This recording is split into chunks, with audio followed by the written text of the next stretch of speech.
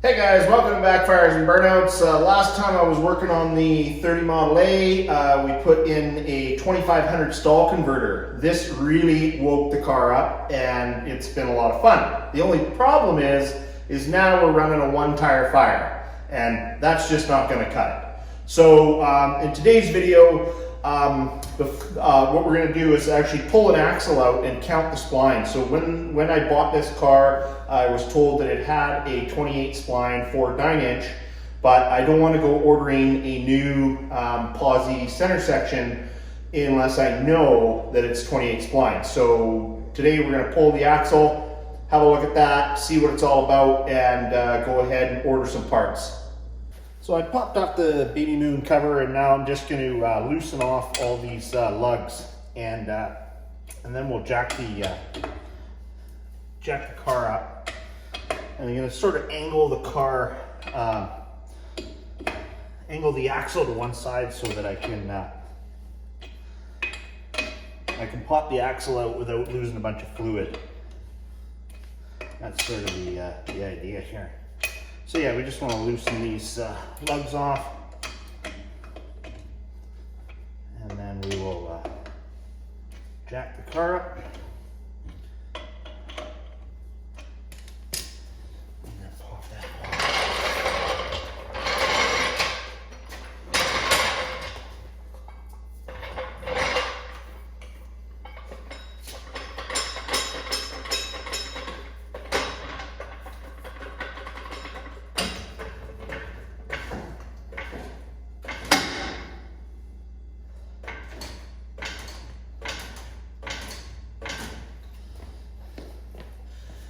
Okay.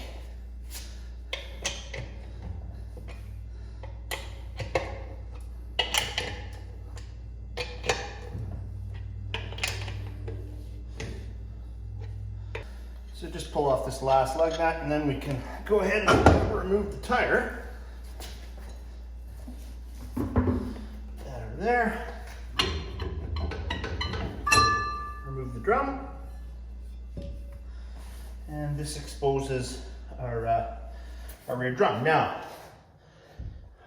we've got, I'll bring in here and show you this hole. So on the Ford 9-inch, you can see we've got this hole here. And it's hard to see inside there, but there's 4 bolts back here that hold the axle in place. So that's the backing plate there, and there's 4 bolts.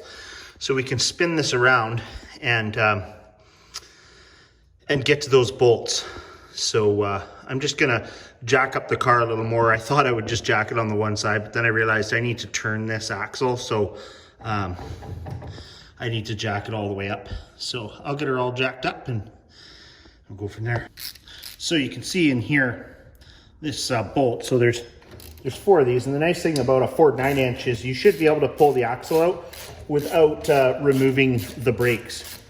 So that's kind of nice, that you can just take these out, pull the axle out, and you don't have to disturb the brakes, because that can be a whole nother ball of wax. And now you see I can turn this over and get this one here.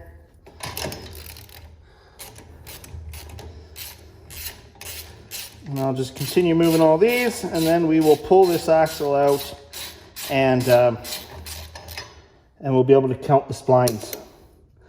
And this will tell us what we need to order.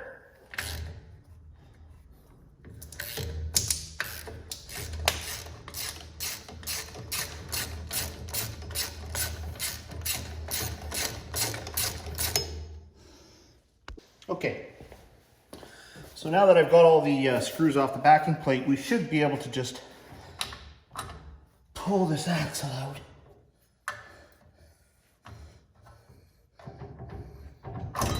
Oh, I don't want that to come.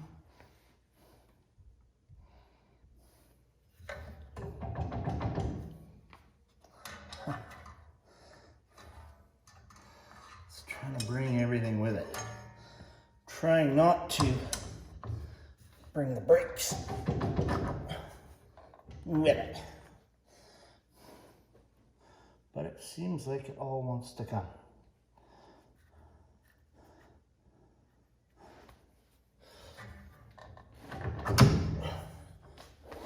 What's it getting caught on? There we go. Come on.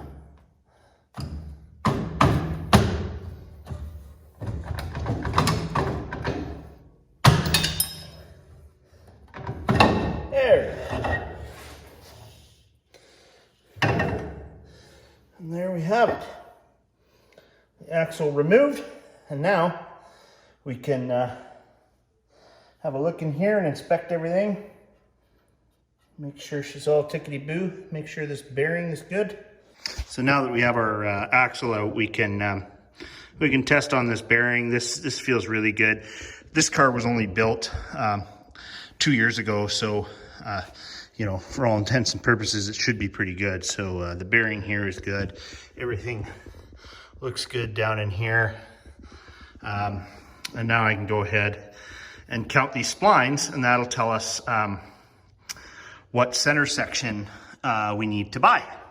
But what I've done right here is marked, just used a little bit of wax pen there and marked a tooth. And then what I'm going to do is go ahead and count 1, 2,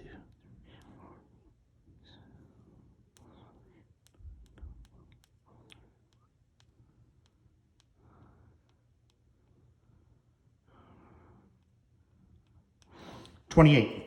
So that tells us we have a 28 spline center section and axle. So we've got 28 of these little splines. So what we have to do is, when ordering a new one, make sure that we order a 28 spline and not a 31. Otherwise, these axles won't fit. So now that we've established that we have a 28 spline rear axle, we can go ahead and assemble the rear axle, because until I get this part, I've got to order it in. Probably going to order it in from the States. Jags or Summit, something like that, and that takes a couple of weeks, provided that COVID isn't screwing things up like it has been lately. So yeah, I'm going to go ahead and reinstall this because I want to drive the car still. So that gives us what we need for information. We'll go ahead and reinstall this, and when the part comes in, we will take out that center section and put it in and show you how we do that.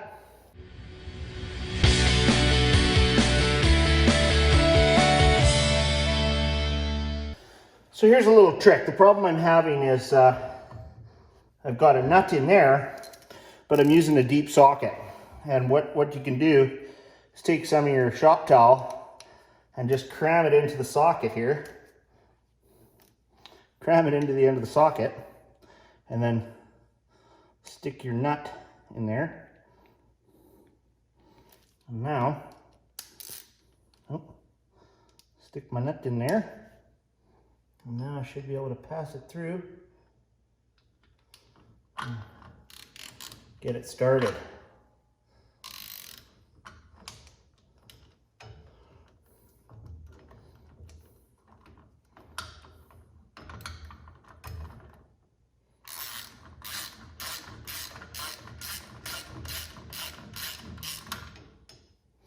Get it on there. Then what I'm going to do is turn this around and get it to another one of these, and again throw this nut on here.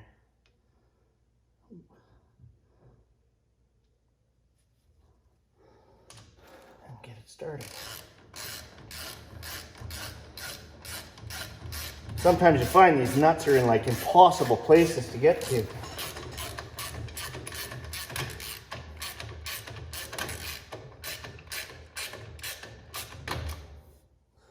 Now we can start to tighten this up.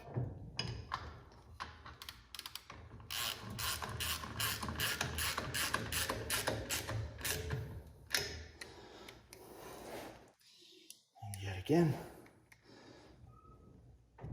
right here. Just makes life a little easier, because sometimes you can just fight and it'll fight you all the way. But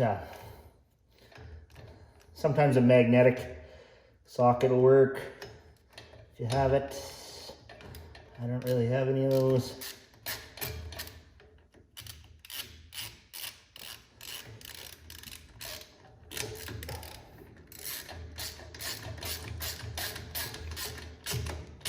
So it's pretty easy.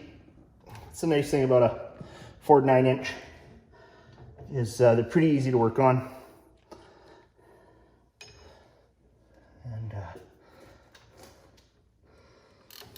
it's a little bit of fun without a hoist to take the third member out and change, but it won't be too bad. We'll get it jacked up nice and high. Third member's a little heavy, but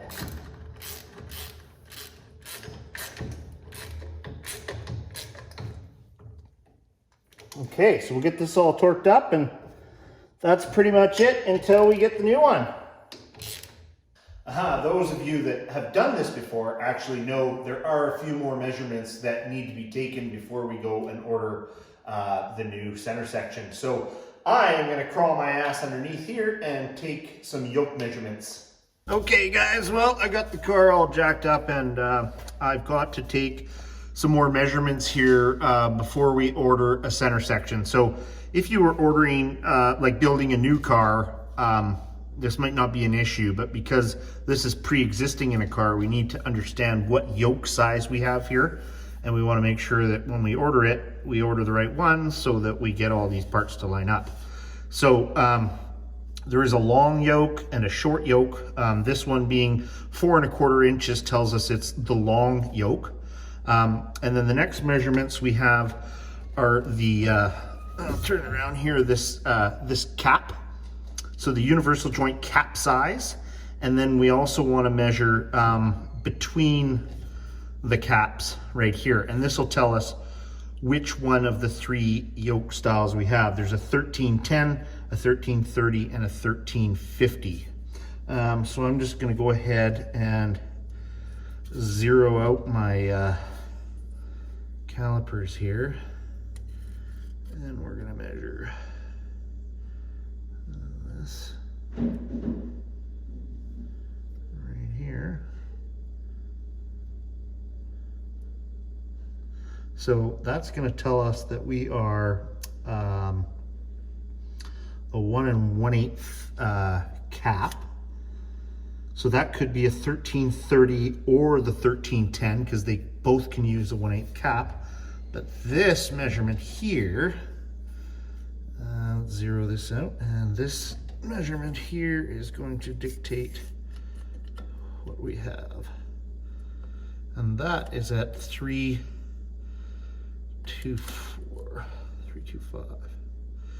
325. So that tells us that we are 3 1/4 inches wide on the caps. And that means we are a 1310 using a 1 1/8 cap size. So that'll help us when we go to order the center section. That'll help us with our deal. I'll just take you off here and show you. This is the whole center section. So this is the piece we're actually replacing. This red bit here, the whole thing. It gets unbolted here and it slides right out. We have to disconnect the drive shaft, and I've got a panhard bar on this car, so we'll disconnect all that stuff. We can actually clean it up while we're in here. It's getting pretty grimy under here. Horrible.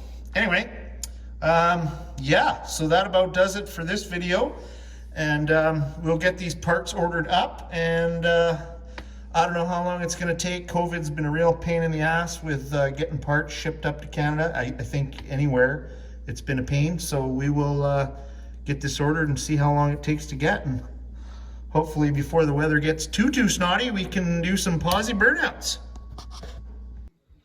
Okay guys, well, I'm just here at the computer. Looks like we are going to be somewhere around the $1,400 Canadian to get this thing to the front door. That's a 370 True Track from Jegs with a 28 spline, of course. And some of you may say, well, why wouldn't you go to a 31 spline and get new axles as well? One, we're trying to do this on a budget, and two, the Model A is it's pretty light. again, I'm not doing any drag racing with it or anything like that. So at the end of the day, I think the 28 spline will be just fine. I've already been beating this thing pretty hard and we've had no trouble thus far. So yeah, so I'll get this ordered and see how long it takes us to get it, and we'll make another video when it comes. So again, if you could throw a like, throw in a comment. I always like responding to comments. If you got anything to say about the project or any of the other videos, go to the channel, check out the other videos, and yeah, please subscribe and tell all your friends, and we'll just keep on making content. Thanks for coming out.